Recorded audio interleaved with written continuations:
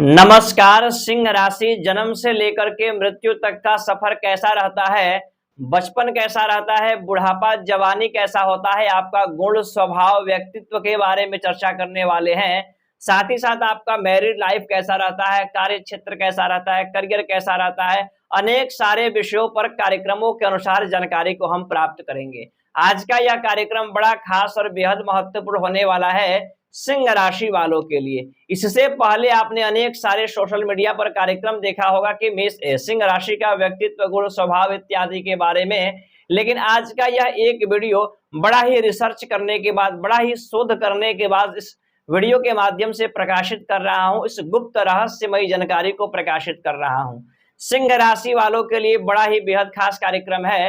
अब आपके मन में प्रश्न भी उठेंगे, क्या राशि के अनुसार इतनी बड़ी जानकारियां देना संभव है? बिल्कुल संभव है। आपने अपने आप से कभी प्रश्न किया कि आपका जन्म सिंह राशि में ही क्यों हुआ है, अन्य किसी राशियों में क्यों नहीं हुआ है? इसका निश्चित रूप से कोई ना कोई कारण होगा। आइए हम प्रकाश डालते हैं।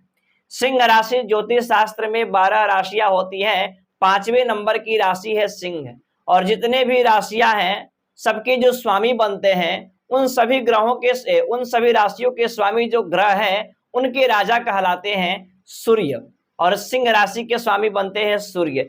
यानी सिंह राशि के स्वामी सूर्य है, ग्रहों के राजा, और इनकी एक ही राशि है। चर्चा करते हैं जन्म के समय में।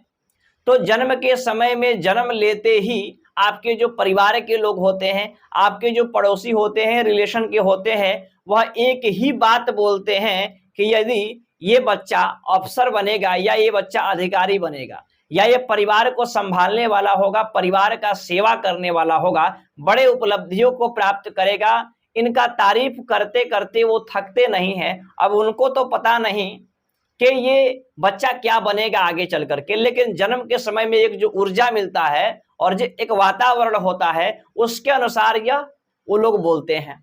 जैसे आपने अनुभव किया होगा, किसी परिवार में या किसी अन्य व्यक्ति के घर जाते हैं तो कई घरों में आपको एक अलग ऊर्जा मिलता है, यानी कॉन्फिडेंस बढ़ता है, एक पॉजिटिव मिलता है। और कई अन्य घर में जाते हैं तो वहां पर आपको नेगेटिव ही मिलता है, आत्मबल की कमी होती है, वहां का वातावरण आपको अच्छा नहीं लगता। उसी प्रकार से जन्म लेते ही सिंह राशि के बालकों को, बच्चों को, पेरेंट्स, उसके परिवार के लोग समझ जाते हैं कि आगे चल करके बहुत बड़ा आदमी बनने वाला है। अब थोड़ा सा आगे बढ़ते हैं तो इनके स्थिति, जब ये पढ़ाई के लिए जाते हैं, खास करके जब इनका जन्म होता है तो एक अलग ही इनका चेहरा का संचार होता है।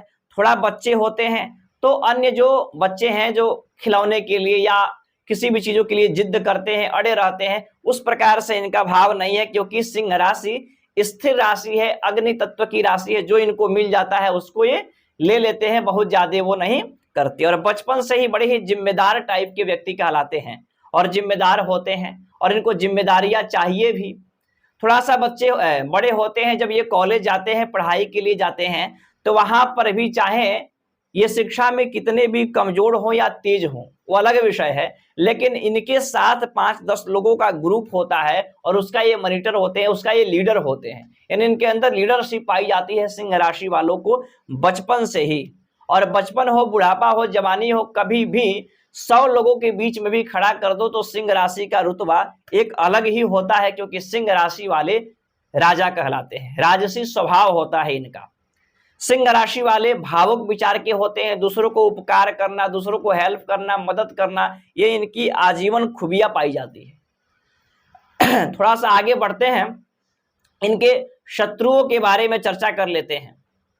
तो सिंह राशि के जो शत्रु होता है बड़ा ही जिद्दी स्वभाव का होता है। ऐसे शत्रु तो इनके बहुत ज्यादा पाए जाते हैं सिंह राशि के, पीठ पीछे वार करने वाले। दाम्पत्य जीवन के बारे में चर्चा कर लेते हैं, वैवाहिक जीवन के बारे में। इनके जो लाइफ पार्टनर मिलते हैं कहीं ना कहीं जिद्दी स्वभाव वाले मिलते हैं। हालांकि इनके जो लाइफ पार्टनर है वो कर्मठी होते हैं, मेहनती होते हैं, और ये कार्य करते हैं और अपने कार्य को बेखूबी गिनाते भी हैं। जो इनके सिंह राशि के लाइफ पार्टनर होते हैं वो मेल हो या फीमेल हो, लेकिन थोड़ा सा दाम्पत्य जीवन में उतार चढ़ाव या कहें कि बातचीत को लेकर के वैचारिक मतभेद की स्थिति उत्पन्न होती है। लव रिलेशन के बारे में चर्चा करते हैं तो कहीं ना कहीं सिंह राशि का लव रिलेशन बड़ा बेहतर पाया जाता है। शिक्षा भी इनकी उच्च पाई जाती है। भाग्य के बारे में चर्चा करते हैं इनके, तो भाग्येश बनते हैं इनके मंगल ग्रह। मंगल क्या है? ऊर्जावान ग्रह है। और मंगल क्या है? सेनापति है।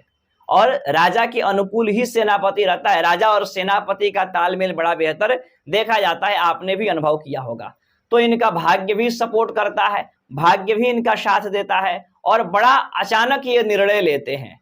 भावुक विचार के होते हैं, जिद्दी स्वभाव के होते हैं, लेकिन ये कई बार अचानक डिसीजन, अचानक निर्णय लेते हैं, उसमें कई बार इनको नुकसानों का सामना भी करना पड़ता है। कार्य क्षेत्र के लिए देखा जाए तो कार्य क्षेत्र में इनकी इच्छाएं बहुत अनंत होता है, क्योंकि कर्म के मालिक बनते हैं इनके वीनस यानी शुक्र ग्रह। इनकी इच्छाएं बहुत ज्यादा होता है कार्य को लेकर के, और कहीं ना कहीं उस इच्छाओं पर ये उतरते भी हैं। समाज में मान सम्मान, समाज में अच्छा कार्य करना, सामाजिक कार्य करना, अच्छा नौकरी, जॉब, पद प्रतिष्ठा इनको प्राप्त भी होता है सिंह राशि वालों के लिए। थोड़ा सा आगे बढ़ते हैं, इनके भाग्य, इनके लाभ स्थिति के बारे में चर्चा करते हैं। तो सिंह राशि के लाभ स्थान के स्वामी बनते हैं बुध ग्रह। बुध क्या है? वाणी का कारक है। बुध क्या है? युवराज है।